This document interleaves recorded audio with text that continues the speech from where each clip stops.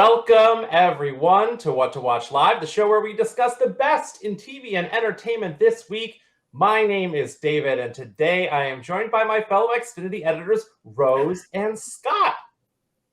Hello. How is everyone? Can't complain. Feeling the fantasy over here, David, as always. As always. And hello to everyone watching us across Xfinity platforms or on the 24/7 What to Watch channel on Zumo. And we're on Twitter today. Hello, Twitter. Hi. Hey, Twitter. What's up? Please say nice things below.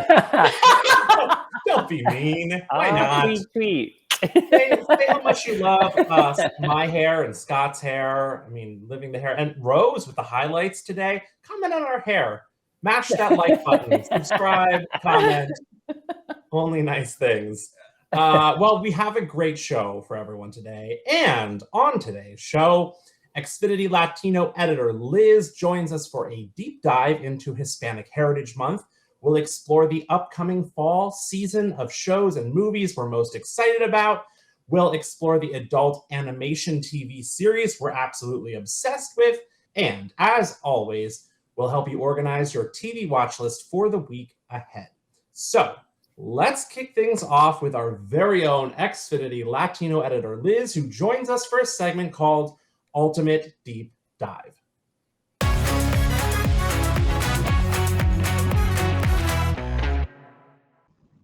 Hi guys, it's Liz, and I'm so excited to be here today to tell you that Xfinity will once again celebrate with us during Hispanic Heritage Month from September 15th through October 15th with a hand-curated collection called Si Se Pudo. It is a bicultural and bilingual collection of movies, TV shows, and so much more that not only celebrates, but highlights the achievements and breakthroughs of our Latino community. You'll notice that we're going to have tons of free content. And what we've done for you this year is put it together for you in a schedule so that you can go ahead and plan out your entire month worth of watching. We're going to have things like TV shows, kids and movie content, kids and family content, and movies. This year, we're also going to have and highlight some notable Latino achievements within a timeline that you'll see here. You'll see that we start all the way back in 1951 and go through to the present day. I know that our content is as diverse as our people, and I am confident that there's going to be something here for everyone. So make sure you take a look and you plan ahead, and who knows, you might stumble across something that you didn't know you needed to watch. Something in English, Spanish, a blockbuster movie, or a documentary. And of course, we'll have tons of telenovelas as well. As we speak about someone who is bicultural, bilingual, and breaking through and making some amazing achievements is someone that I had the pleasure to sit down with and chat, Becky G. I'm going to show you a small clip of our conversation where Becky G really talks about what representation means to her and the responsibility of being able to pay it forward to our Latino community. It is obvious that you take this very seriously. You talk about representation. How important is this representation for you in everything that you do? Yeah, I think it's extremely important. I mean, it's literally embedded in everything that I do, and I hold my community so close to my heart, and I think that a part of what we really struggle with today is unlearning the things that no longer serve us. I'm guilty of it. I have had many conversations with other fellow peers of mine in similar spaces, not just the beauty industry, but also like in the music industry, and how we're all human beings. We all are a child of someone, and just like our parents are a child of someone and so on. And so those common grounds, I think, are so important to tap into every single day because it allows us to have compassion for one another, have empathy for one another, and really be able to say, hey, because I think that's the difference. We're not victims of anything. Like, I don't look at the Latino community and say, oh, poor us. We need so much more. It's right. Like, No, we are who we are, and we deserve so much more. It comes more from a place of empowerment. And so really hoping to inspire those bigger conversations in my peers and in the ones to come, that we are worthy simply because we exist. And if there's anything that I can do at any point in my career, given the opportunity, in a heartbeat, I will do whatever it is that I can to make a difference for the next person. Because a lot of people, I think, still want to be, acknowledged and recognized and celebrated for being the first to do something. But, a quote that was shared, which was, I may be the first to do a lot of things, but I will do whatever it is that I can to make sure that I'm not the last. And I think that is something that, as a future mother one day, as a sister from my own baby sister, as a daughter from my mom who had so many dreams and was never really in a position or a society that really made her feel supported in those dreams. If I can be the first in anything, or one of the first of a lot of the movement that's taking place for our community, I would be honored, and I am honored to just strive for that, and be sure that I'm not the last, because it's not that there's a lack of hard work or a lack of talent in our community. It's that there's a lack of opportunity. And it takes, I think, a bigger mindset and a much larger perspective on the bigger picture to know that this is bigger than me even, and that's why I always say it's not about me, it's about we. Wow. So powerful, that power of we. Becky G throwing down some nuggets during that conversation. I mean, I could have talked to her forever. So I just want to let you know that was just a small clip, and you can watch the entire conversation that I had with Becky G within the Si Se Pudo collection starting September 15th. Thank you guys for having me here to talk about this. And now I'm going to toss it back now to David, Scott, and Rose as they talk about the Fall Entertainment Guide.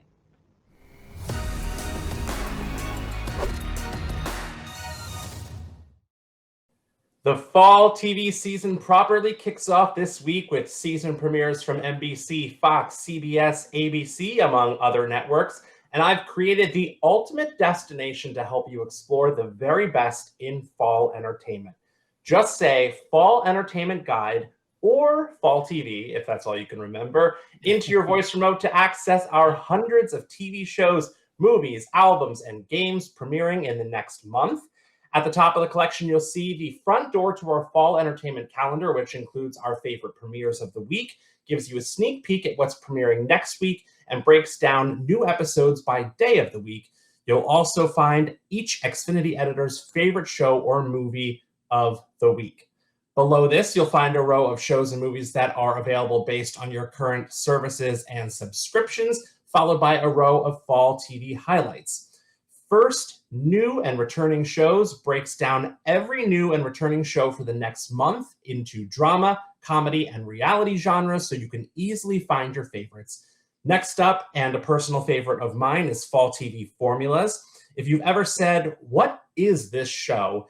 we've answered that with a simple formula that helps you explain 10 brand new fall series. And finally, we have the Best of Fall Streaming, which breaks down the best shows and movies from HBO Max, Netflix, Hulu, Prime Video, Disney+, Showtime, Stars, AMC+, Zumo, Epix, and much more. And if that weren't enough for you, the Fall Entertainment Guide outlines the best entertainment from 10 different genres on Xfinity platforms, including movies, kids and family, Black experience, sports, music, Latino, LGBTQ+, Asian American, international, and gaming. So with all of that said, we thought we'd explore some of the fall TV shows and movies we're most excited about. And I'll kick things off if we want to bring the others back in. First up is Hocus Pocus 2, which premieres on Disney Plus on September 30th. It's been 30 years since Bette Midler, Sarah Jessica Parker, and Kathy Najimy terrorized Salem as a trio of resurrected sister witches in the 1993 Disney classic, and now they are back to once again stalk high school students in this long-awaited sequel. And before I move on, Scott, You got to give me your Bette Midler. Oh, honey, no, absolutely not. Yes! You say, no.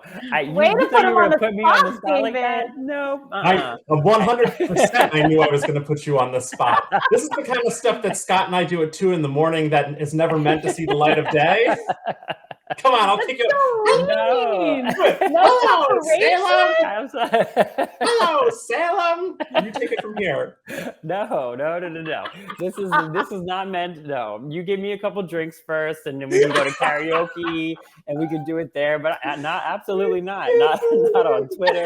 Scott does the whole thing, the whole scene, the I put a spell on you thing, and I can't believe you're resisting the chance to perform right here. I'm sorry. Denied. All right. Not quite ready for that one yet. I didn't have my hot tea. I just needed. Yeah, I didn't do my exercises. Oh my God. All right. I'm also very excited about Anne Rice's Interview with the Vampire. It's a new series based on the 1976 novel of the same name, which premieres on AMC October 2nd. Set in turn-of-the-century New Orleans, this steamy Gothic drama follows a vampire played by Game of Thrones alum Jacob Anderson, who played Grey Worm in that series. And it jumps back and forth in time between his days in the Big Easy and present time when he is being interviewed by a reporter played by Eric Bogosian, I just love saying Eric Bogosian's name. I don't know why.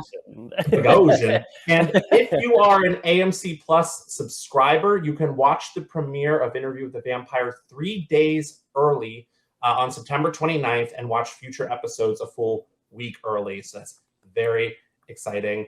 Rose, what are you excited about for fall? I mean, is it no surprise that one of my titles is going to be Top Gun Maverick? What more can I say about this movie that I haven't already said? It's an outstanding film as a standalone movie. If you haven't watched the original, for those of you who have watched the original, I mean, I personally grew up knowing Top Gun. It's a perfect sequel. I said perfect sequel. I mean it. And, there are so many one-liners paying homage to the original. Like Penny Benjamin was just one line in the first movie. And now she's evolved into this huge character with a backstory in the second one. There's a fun line that Rooster says as an homage to Goose in the first. It's, again, a perfect sequel. And here's what makes it so perfect to me and why I think everybody should watch it if they haven't already watched it, is that everyone involved, from Tom Cruise to the actors to producers, they absolutely put everything in it to make it as authentic as possible, from flight training to like realizing what G-forces really feel like so they can react to it authentically in the movie. It's those tiny details that really make this movie worth it. And it's Tom Cruise's highest grossing movie at 1.3 billion with a B. That, I mean, audiences are already like, they're paying money. I went to the movie theater twice to see this. Yes, I'll admit it. You can rent it starting September 20th on Xfinity. And here's a fun fact. If what I said isn't inspiring enough, the first movie, according to the US Navy, the box office success of Top Gun said that the Navy saw that their recruitment skyrocketed by 500%. I mean, Top Gun Maverick, inspiring, 1.3 billion. The audience has spoken. See it once for the first time. See it again for the thrill of it. See it more because it's just that good. Top Gun Maverick. Okay. Any comments? Gonna at me? No, I mean, I think you want us to see it. That's the one thing. You mentioned Penny, Goose, and Rooster, and some other farm animal. Are you sure you're not confusing this movie with one of your children's shows? I'm just Animal House. Good point. Oh, I meant to say Animal Farm, and I said Animal House. not a kid's show. But it is family friendly for those above preschool. My son watched it. He's 12. So I think it's, the 9 to 12-year-olds, depending on how parental guidance you want to get. It's such a thrill. Oh, wait, But then, Liz, I do have one question for you, though. Yes. I haven't seen it yet, but I'm very curious. Does it bring back that iconic Top Gun theme song? The Yes. Oh, God, I love that so much. Yes. Okay, good. From Well, there you go. Minute one, you will feel it in your bones, and you're like, yeah, I'm in for the ride of my life for the next 2 hours. You won't be disappointed, Scott, when you hear those notes. Okay, perfect. Scott, All right. Scott, So my next one, because you're like, oh, sorry, go ahead. Second, Rose. Scott, if you were going to say hi to the cat from Sabrina the Teenage Witch, what would you say? What? The cat from Sabrina the Teenage Witch. If you were going to say hi to him. I can't remember the cat's name. Salem. Oh, David. Oh, hello, Salem. All right, we kind of got it. Sorry, Rose. Wow, what a full you circle. guys. I get it. Go ahead. That's so rude, David. Dang it. All right. Okay to go? Back Yes. to Rose. I'm going to turn and burn. I'm going to turn and burn burn. to the next movie, which is family friendly from ages 2 or 0 to whatever the spectrum is that you're the age that you are, 2 to 92, 0 to 95, whatever. And it's the Rise of Gru, Minions, the Rise of Gru. Like Steve Carell as the voice actor for Gru just is so unbelievably adorable. And this follows an 11-year-old Gru, so young Gru, and his minions, and he's trying to prove himself. This is like, before the Gru that we knew. He's young. He's trying to interview for this job with the Vicious Six. He's trying to prove himself as a super villain at this point. And by doing so, he angers the Vicious Six, and comedy ensues as only Minions and Gru can. But there's so many notable voice actors here. So not only Steve Carell, Julie Andrews, the icon that she is, Taraji P. Henson, Alan Arkin, Russell Brand reprises his role as Dr. Nefario, Michelle Yeoh, and many, many others. This is just enjoyable for the entire family. This gives you my stamp of approval as safe. So if you're watching this with someone, and you don't know if anything's questionable, you will feel comfortable watching this movie with the entire family. So this is available to rent on September 20th and then available on Peacock on October 25th. So those are my 2 picks for fall. Scott? Yes. We're going to take a hard pivot here because anybody who knows me knows that my 2 picks are going to be 2 things: super scary and super queer. So rolling on to mine, up first, we have Hellraiser. It's a new Hulu original film that reboots the Clive Barker iconic horror franchise that was pretty much pure nightmare fuel for kids of my generation. I don't know if you guys felt the same. Yes? Yeah, Bob? I Pinhead. I couldn't even look at it. It just, for some reason, it just got into my it made me unsettled. His face. Yes. That was the goal, why I really. didn't see it, 'cause it's so scary. But that's how effective it was, is that you didn't even need to watch the film to be terrified by this character and everything that would potentially come within that movie. But I personally love the originals, and I'm super, super excited about it because the original was super queer, and the new reboot actually has a trans icon in it. And Entertainment Weekly just recently shared some exclusive photos of Jamie Clayton from Sense8 as the iconic Hell Priest, which is giving some serious Pinhead vibes, and I'm very, very excited about that. They also shared a first look at one of the new Cenobites, and fans aren't disappointed by it, which is really exciting. It's one of those kind of films that lends itself really well to practical effects, and I think we've talked about this many times on this show that a lot of us are fans of that kind of practical makeup and effects in not just horror, but pretty much any genre. It just tends to be a little bit more believable as far as special effects have come these days. It still just feels a little bit more interesting to have something that's actually tangible and you can kind of just see and interact with. So fun. But otherwise, like details around this one have been pretty scarce. The premise is basically a young woman struggling with addiction. She kind of comes into possession of this ancient puzzle box, as you do, and then unaware that its purpose is actually to like summon these Cenobites, which is this group of sadistic supernatural beings that are from another dimension. Sounds like a fun time. Sounds like I'm never going to sleep if I watch that movie. I mean, but that's the goal. A good horror movie is going to bring that to you, and that's the energy that I want out of my fall TV picks. So, boom. Pick number 1 done. Pick number 2, moving on. Another horror like franchise that's kind of been rebooted. Chucky, the series, which premieres on October 5th for season 2 on both Sci-Fi and the USA Network. Don Mancini, the creator of Child's Play, really delivered with this one. Talk about knowing your audience. Like he's managed to seamlessly connect the series with the movie franchise, which has become a little bit chaotic to say the least.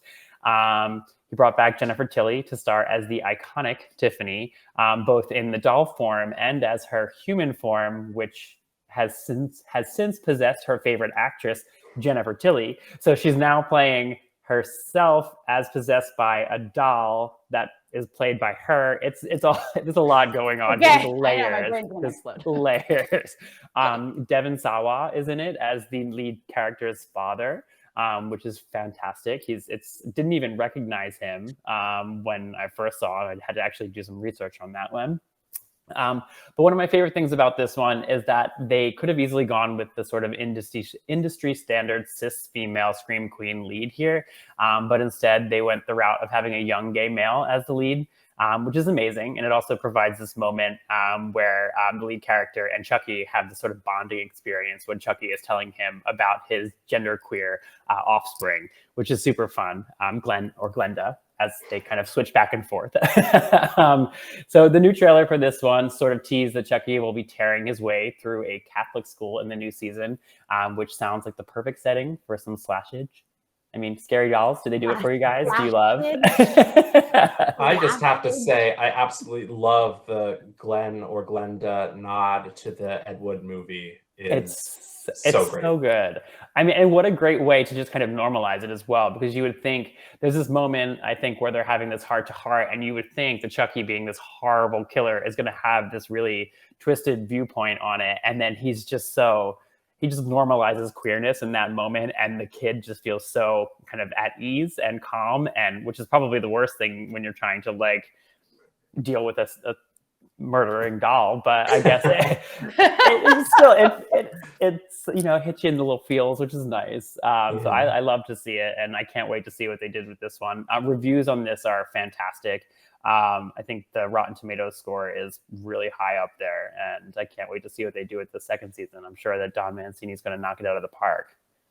Wait, so Scott, okay, because your threshold for scary has no bounds, if someone does have a threshold, like myself, like in terms between zero tolerance and 10, you know, it matches yours.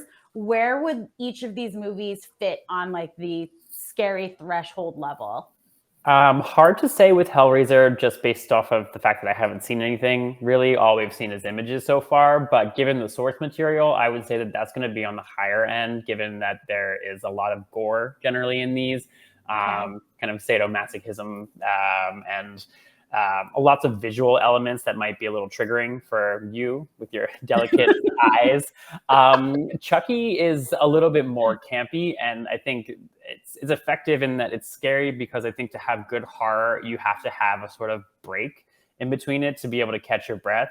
So the pacing in terms of like comedy to horror, then to kind of like drama, and then kind of horror again, you're given a moment to breathe, which is helpful for any audience, but also the murders and all of that, they're so over the top that it's kind of hard to be believable. So for me, that is not as scary, I guess, for the average viewer. But if you're scared of dolls, you know, then probably not your cup of tea. So I'm not going to give you a 0 to 10, but hopefully that was helpful. It was.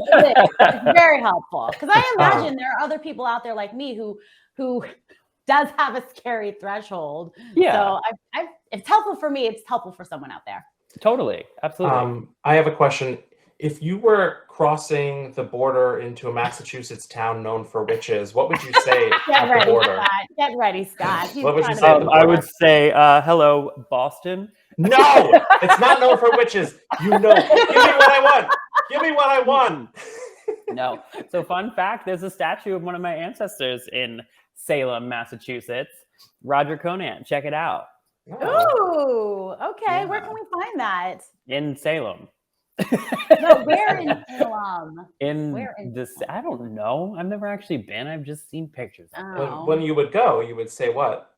I would say, good morning, USA. No! Hey! Great segue. Thank you, David. So check out the shows and movies we just discussed, plus more exciting fall premieres by saying Fall Entertainment Guide or Fall TV into your voice remote. Our energy has been pretty good so far. Hello, Salem! But I think it's time to get a little bit more animated in a segment called Next Up.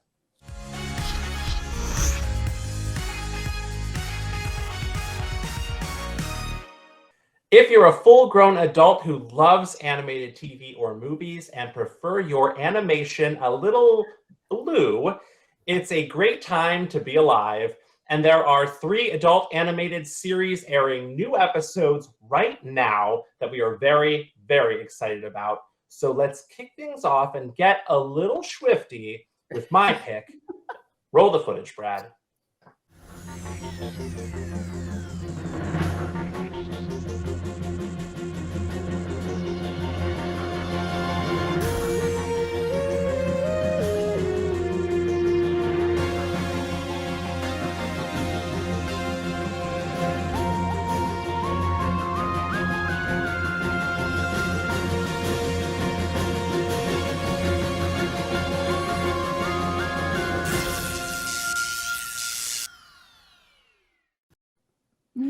It's Rick and Morty! Woo! Created by Dan Harmon and Justin Roiland, this series follows the adventures of a mad scientist who also happens to be the smartest man in the universe and his horny, anxious grandson. The series, which originated from a parody of Back to the Future with Rick and Morty taking the place of Doc and Marty, won Primetime Emmys for Outstanding Animated Program in 2018 and 2020. Why do I love this show? We've talked about it many times, I think, on What to Watch Live. It's just so smart. Honestly, some of the best writing on television right now, and it's all very deliberate and thoughtful and thought through even from season 1 to season 6, like things tied together that you didn't even remember. It's really, really well done. And at times you feel like you're watching the goofiest, most ridiculous story you've ever seen with a character named Mr. Poopy Butthole or Bird Person or Squanchy or whatever ridiculous things they come up with. And then you're suddenly hit with this moment that is extremely emotional and poignant. Like they've got a lot to say about current times, things happening in society, a lot of parodies on past movies. And it just really kind of hits you unexpectedly. And Rick and Morty is also a really great example of doing the multiverse concept the right way. If you're a fan of Marvel and you've just been introduced to the multiverse in the latest Doctor Strange movie and you're really into it, you need to check out Rick and Morty. Because in this series, there are infinite versions of characters, infinite Ricks, infinite Mortys, infinite versions of all the characters in the show. And we're often left wondering if the versions we're currently watching are the versions we saw in season 1. Rick makes his family, including his daughter Beth, granddaughter Summer, and idiot son-in-law Jerry, wonder if they're actually the original versions of themselves or some sort of clone version, because they'd have no way of actually knowing. And I know this all sounds very complicated for an animated series, but at the end of the day, Rick and Morty is just like A+ entertainment. It's just freaking fun. And I resisted it at first too. When everyone was talking about it in season 1, I was like, this thing's so popular, you just kind of naturally like brush it off, I think. And I only started watching in season 2, but now we're in the middle of season 6 and it's just as good as it's ever been. So if you haven't jumped on board, it's time to take the plunge and get riggedy wrecked by Rick and Morty. Scott, I believe you are a fan. Is there anything I missed here? No, I think you did an amazing job of giving people who haven't seen the series kind of the full-on rundown. Because yeah, I think I was guilty of it as well. It's like you have this outside perception of seeing clips of it that it is this sort of like goofy, kind of incoherent show, and that doesn't really have any substance to it. But actually, when you dive into it, it's really substantial and has a lot to say. And I think you even get some of that with some of the behind the scenes clips that the creators do. I think that they're available on HBO Max that they have after the episodes. You just get to hear all of the thought that goes into each episode and how they kind of throw back to seasons before, which I don't think a lot of animated series really think about outside of that sort of like traditional sitcom, like episode by episode framing structure, So love that. Love this pick. I think it's amazing. Good choice. Yeah, if you're a pop culture junkie, you will love. I mean, they reference so many bizarre, random and very like niche pop culture things. Like this is probably the best known, but Rick became obsessed with the Szechuan nugget sauce that McDonald's ran for the Mulan animated movie for a limited time. And he was obsessed with getting that sauce back. And McDonald's, it was so popular, McDonald's re-released the Szechuan sauce, and it was causing like chaos at McDonald's. I think there was fights at McDonald's over the Szechuan sauce. I was once at a Comic-Con. Someone somehow had a whole case of the McDonald's Szechuan sauce packets and were selling them for like $20 A piece? per little packet. Yeah. Shut the front door. And What? people were doing it because it was such a thing that people were obsessed over it. So that's like the power of this series, and it just keeps getting better. Rose, I know you would like Rick and Morty. Yeah. Well, the thing is, like, the thing that gets me is the writing. I'm all about like really, really good writing. And every time you talk about it, it really reels me in. It's just finding the time, because all of us watch so many things. So like, and we still have work to do. So, I will find the time to get into it. So, but yes, the writing is really what gets me whenever I have an assignment to talk about something. So they always talk about it. That's the hook for me. Cancel one of your rewatches of Top Gun and throw on some Rick and Morty, and you won't be disappointed. Trust. The current season is on Adult Swim, aka Cartoon Network, and back seasons are on HBO Max. Scott, Ooh. As if there was any question, what is your adult animated pick? Ooh, get ready for a shocking revelation. Oh, revelation. My show is the only show on TV that features such iconic characters as Union Gaffer Chuck Deptula. Deptula. I pronounced his name wrong. He's going to be so upset with me. Scott Kensington and famed therapy horse Clip Clop. Let's go ahead and roll that beautiful bean footage. Good morning, USA. I got a feeling that it's gonna be a wonderful day. The sun in the sky has a smile on his face, and he's shining a salute to the American race. Oh boy, it's swell to say, good morning, USA.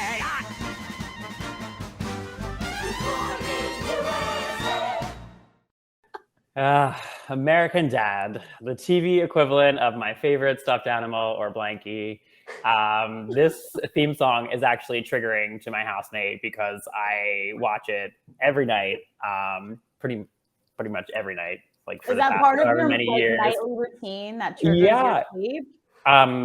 I don't know that it triggers my sleep. It definitely relaxes me, and I find it. I will rewatch the entire series over and over and over again. I just love it so much. But yeah, I think he's tired of having to hear that theme song. He's like, you can see his eye twitching every time it comes on. It's phenomenal. So I just keep going down that path. But yeah, this series comes from the brain of Seth MacFarlane and premiered all the way back in 2005, and just recently kicked off its 17th season, premiering with a new episode titled "The Curious Case of the Old Hole." and I'll just leave you with that one. Anyway, Seth MacFarlane is probably best known for creating Family Guy, which pushed some serious boundaries, I think, when it first came out, and ultimately paved the way for American Dad and the very short-lived spinoff that is The Cleveland Show. But similar to Justin Roiland with Rick and Morty and Solar Opposites, which we didn't mention, not only is Seth MacFarlane sort of the creator of this series, but he also voices several of the characters on these shows, including my all-time favorite character, Roger the Alien, who is hilarious in and of himself, but also sort of acts as like this blank canvas for introducing one-off characters, such as personas like Union Gaffer Chuck Deptula,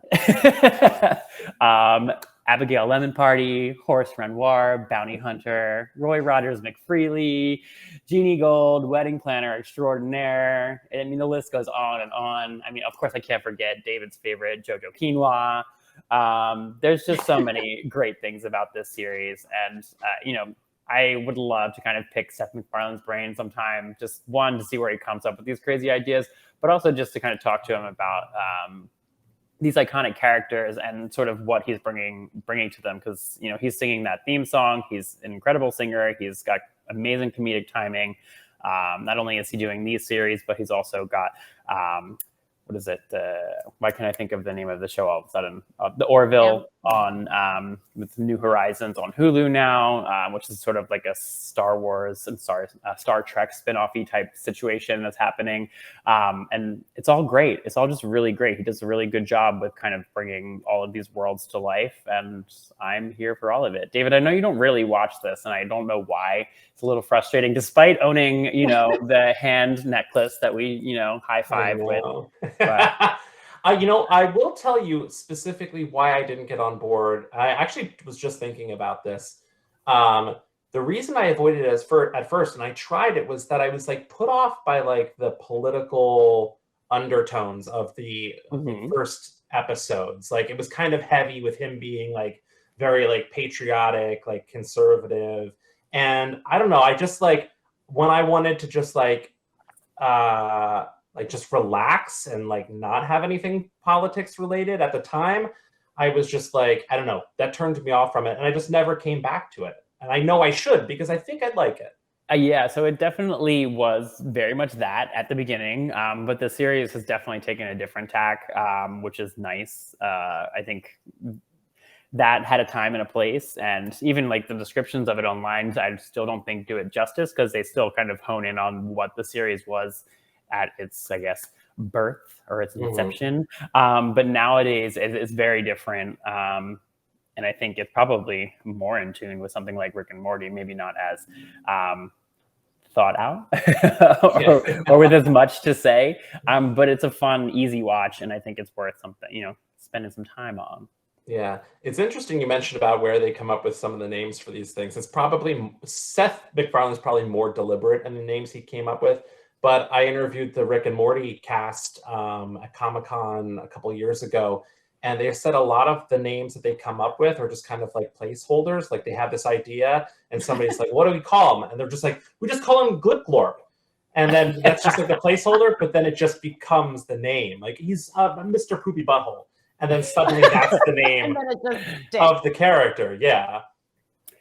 Yeah, these are great questions that we would have for Seth MacFarlane. Hit us up. We would love to chat with you, or I specifically would love to chat with you. So let's make it happen. I know when you like, whenever that happens, because we're going to manifest it, right? It's going to happen. Naturally. Ask him about his like health routine, because I was a fan of him when he like Family Guy. Because he does so many projects, and you have to keep your voice healthy. If he gets a cold and he voices so many characters, the entire production is done on not just one show, but multiple shows. So That's the genesis of why I'm like, what are you doing to always stay in such a way that you can continue on? You know, like it's like he never gets a day off.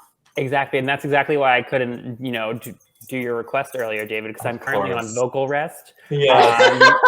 Well, for this show. Seth actually stopped voicing some of the characters he had previously voiced for that exact same reason.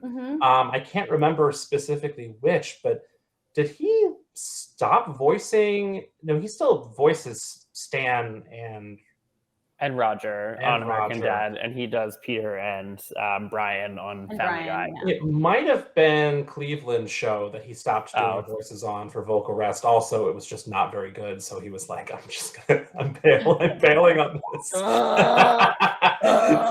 Sorry. right. Well, Stephanie Farthing, we love you so much. Well, please I join love us. all of your Come on the show. ideas. Please still Right, come I and think talk it's- to us. Yes. I think it's time to hear Rose's pick. It is. Oh, Let's yes. What you got on deck for us, Hanny? All right. So I have to preface that this particular segment was an assignment for me. I think the only adult animated comedy that I really ever got into and saw like multiple seasons of was Family Guy. Still love it. And my assignment was Central Park. So not knowing anything about Central Park, I was pleasantly surprised that the first thing you hear is the friendly velvet voice of Josh Gad, who you know is Olaf. If that'll be any indication of what you're about to see, just Brad, roll the clip. It's Central Park, it's a haven, it's a jewel. Central Park, and it even has a pool. The city's little refuge filled with kind of art and art. And guess what? It's central in my heart. The cops patrol on horses as the kiddos hide their weed. Be cool, be cool. There's tennis players deucing, and he just deuced for free. Good job. See rollerbladers tripping, yogis doing downward dog, and truant students skipping while their waspy mothers shop. Central Park, built in 1857. Central Park, where all rats go to heaven. That is so much fun. I love that intro. So Right? good. I mean, I was so pleasantly surprised. I did not know anything going into it. So when I got this assignment, I'm like, all right, let me check this out, get on my Apple TV Plus. And then I was met by the friendly velvet voice of Josh Gad. And then was also, my surprise level was turned up a notch by freaking Leslie Odom Jr. from Hamilton fame, and then Kristen Bell, and then Catherine Hahn, and then Debbie Diggs. And then this is a who's who cast of vocal actors that you've heard, you've loved. It's amazing. It's about this family, and the dad, Owen, is a manager of Central Park, and they're trying to save. Season one is they're trying to save the Central Park from being purchased by this, old woman. But as seasons go on, they're saving Central Park, but in essence, they're saving the world, and it's so cute. They break out into song, and they sing about their feelings and inner monologue. And if you're a musical theater geek, or you don't even have to be a musical theater geek, but you just love that tone and just musicals, you're going to love this, I promise. Are the songs Wow. as catchy as the opening was? Everything any one of those velvety voice actors sings is catchy, and it has not only the traditional musical tone and feel, but then it has some of the Hamilton-esque type songs in there too, mixed in. It's fun. I was really, really, really surprised in the best way possible. So I loved this assignment. Thank you very much for introducing me to Central Park. I mean, what if we all just broke out in a song? Do you think that's fun, or you don't think that's fun at all? I think that's great if Scott's saying, I've got a spell on you right now. That's wrong. Y'all, you need to. Hello, Sam. Right. So this one. So anyways, that's on Apple TV Plus. When is that on? It's on September 9th. All you have to say is what to watch. Into your voice remote. I was going to ask you something, Rose. Did you watch with your son, or did you watch alone? No, I watched alone because he was at school, and then he's got homework. He's got some restrictions happening because he needs, it's school time on a weekday. So I understand. But I will watch it with him because it's fun. Is it appropriate for kids his age? I haven't watched enough episodes yet, but the episodes that I watched were. Okay. You'll get the well, humor. Yeah, it's a He's similar solid. it's a similar vibe to Bob's Burgers. So if Yeah. you're watching that with your kids, I think this is a pretty safe bet for you. It's probably the same creators as well, so it kind of lives within the same animation style and world. Which, you know, Bob's Burgers in and of itself is quite musical. You have all those wonderful songs at the end of every episode, and then occasionally they'll break out into song in the middle of the episode as well. So yeah, if you love that, you'll love this. Trust me. Yes. Perfect. So check out all the shows we just discussed, plus so much more by saying what to watch into your voice remote.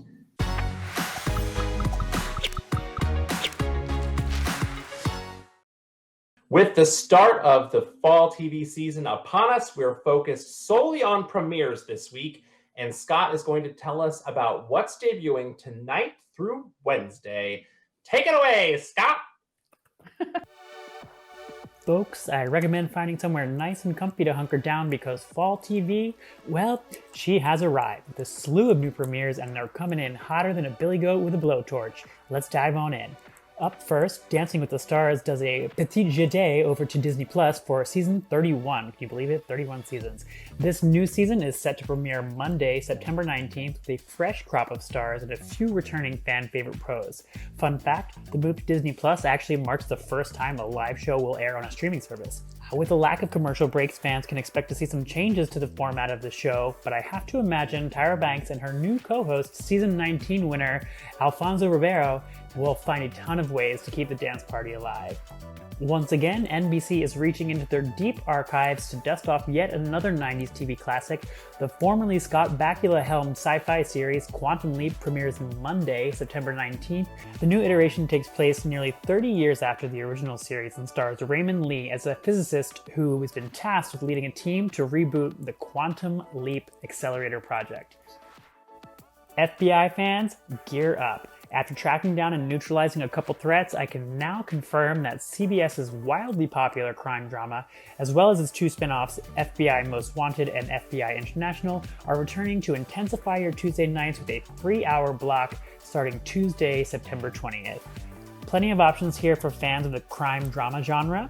You can join the manhunt for criminals with the Fugitive Task Force from FBI Most Wanted, investigate crimes in Europe alongside the FBI Fly Team in FBI International, or simply follow the inner workings of the FBI's New York office with the agents of the OG FBI series.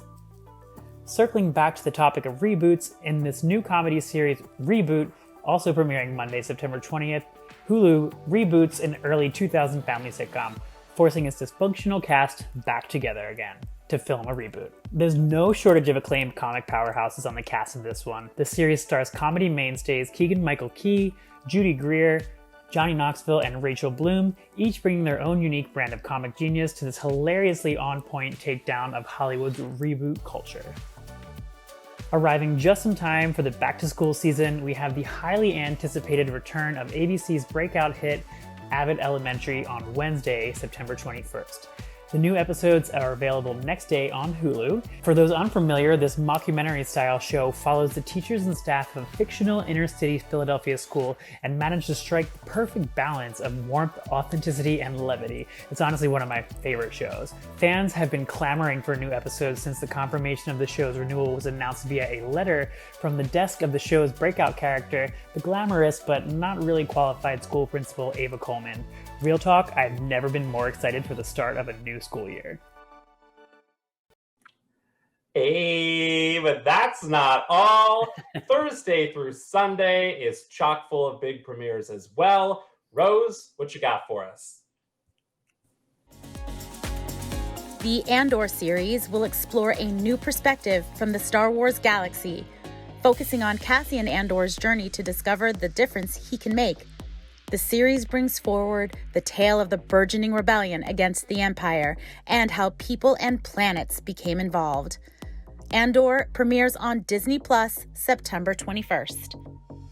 Thai Cave Rescue brings to light untold perspectives of the rescue mission that captivated the entire world in 2018. Discover the stories of heroes you haven't heard about from the Tom Luan Cave and beyond. The rescue effort, which included 12 young boys and their coach, captivated the globe and is headed to Netflix, premiering September 22nd. For the first time in the history of the Law & Order franchise, all 3 dramas, Law & Order SVU, and Law & Order Organized Crime, will come together for a 3-hour crossover episode. As the Suits at NBC put it, it's a tribute to all the Law & Order fans who have been watching this iconic brand for 4 decades. Watch the 3-hour Law & Order crossover premiere event on NBC, premiering September 22nd. Here's a fun fact about the longest-running American primetime TV series, animated series, and sitcom, The Simpsons. Creator Matt Groening revealed the reason why The Simpsons characters are yellow is because he wanted the bright color to catch audiences' eyes and make them go back to watch it. Well, watch it they did, because The Simpsons premieres its 34th season on Fox September 25th. This next premiere is far from a sketch on Saturday night. It's a bona fide series. Hosted by Mayim Bialik of the Big Bang Theory fame, watch celebrities as they compete in this iconic tournament, which premieres on ABC September 25th. Simpsons is my bedtime show, by the way, since we were talking bedtime shows earlier. And Rose, I just what's recently, yours? Yeah, good question. TikTok. Wow. It's TikTok. Oh, sorry, David. Didn't mean to no, interrupt with that no. answer. It's The Office. It's The Office. It's The Office. That's a good answer. I've been watching, I just repeat Simpsons on Disney Plus, and I went back to season 7. Season 7 of The Simpsons is damn near a perfect season of television. You don't realize how many of those like iconic Simpsons moments happen in season 7. Ugh, go back and watch it. Ooh, that's a good hot tip. I like that. Okay. Hot tip, and loved that fun fact about them being yellow. Mm-hmm. We did it. We did That does it. it for today's show. Thank you to my fellow Xfinity editors, Rose and Scott, for joining me this week, as well as Liz and Gordon and Becky G for stopping by. Shout out to our producers, Brad, Aaron, and everyone else behind the scenes for making this show tick. Thank you for watching on Twitter. Thank you for watching on Zumo and Xfinity platforms. If you want to check out the TV shows and movies we talked about today, get more of our entertainment recommendations, or just watch us interview massive celebrities, just say what to watch into your voice remote, or tune in here every Monday at 4 p.m. Eastern for a new episode. You can also check us out across the country 24/7 on the Xfinity What to Watch channel on Zumo. My name is David. Thank you for joining us on What to Watch Live. Bye. Bye, Twitter. Bye, Salem. Bye.